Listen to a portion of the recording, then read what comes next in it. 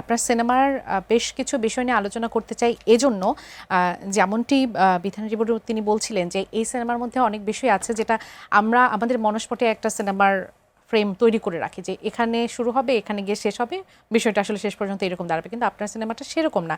সেই জন্য আলোচনার অনেক জায়গা আছে, পোস্টার থেকে শুরু করে এমনকি আপনার সিনেমাতে মহিনের ঘরে যে পেইন্টিংটা আছে সেটা নিয়ে আলোচনার জায়গা আছে। যারা আসলে প্রকৃত দর্শক, যারা আসলে সবটুকু আস্বাদন করতে চায়, তাদের জন্য অনেক বার্তা আছে আপনার সিনেমাতে। সেই বিষয়গুলো নিয়ে যদি একটু বিশ্লেষণ করেন।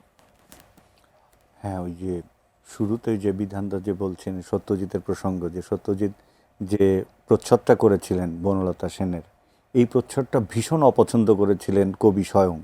হ্যাঁ, জীবন দাস খুব অপছন্দ করেছিলেন। So that's how art works.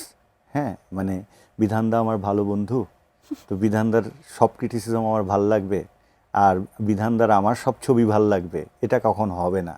আপনার সঙ্গে আজকে আলাপ হলো বলেই যে আমার আগামী ছবিটা আপনার ভালো লাগবে, এটা আসলে হবে না। ফলে বিধানদাকে আপনার সিনেমার জন্য দরকার, তার দরকার, এক্স্যাক্টলি। আমি যেমন সত্যজিৎকেও দরকারই ছিল, হ্যাঁ, ওই পার্টিকুলার কাজের জন্য। তিনি যে ছবি বানিয়েছেন তার বাইরেও প্রচ্ছদ শিল্পী সত্যজিতের কথা বলছি, যে তাকেও দরকার। এখন কবির ভালো লাগেনি, ওই একইভাবে জীবনানন্দ দাশ যখন ক্যাম্পে কবিতাটা লেখেন, তারপরে যখন তিনি ঘোড়া কবিতাটা লেখেন, উনি কিন্তু ভীষণ সমালোচিত হয়েছিলেন।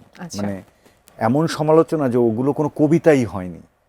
এখন আমরা এই ৮০-৯০ বছর পর এসে এইসব কবিতা উদযাপন করি, এগুলোকে ডিকোড করার চেষ্টা করি। এখন আমি যদি আমার কথাই বলি, যে বনলতা সেন তো আমি ডিকোড করার চেষ্টা করেছি, তাই না?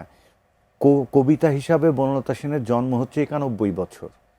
ফলে একটা কবিতা কি পরিমাণে রসদ সম্পন্ন হলে যে এটা ৯১তম বছরে এসেও এখনকার সমকালের মানুষ সেটা নিয়ে, আমি একটা সিনেমা বানালাম, সিনেমা বানানোর পরে কি হলো, সেই সিনেমার পক্ষ বিপক্ষে আবার আলাপ হচ্ছে।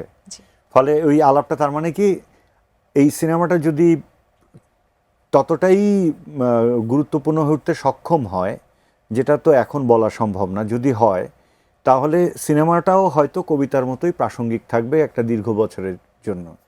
এখন সেই একই সময় কেউ নিশ্চয়ই হলে বসে ঘুমিয়ে গেছেন এই সিনেমা দেখতে গিয়ে, কেউ হল থেকে বেরিয়ে গেছেন, হ্যাঁ, আবার কারো মনে হয়েছে যে তার একদম আরও একবার আসতে হবে।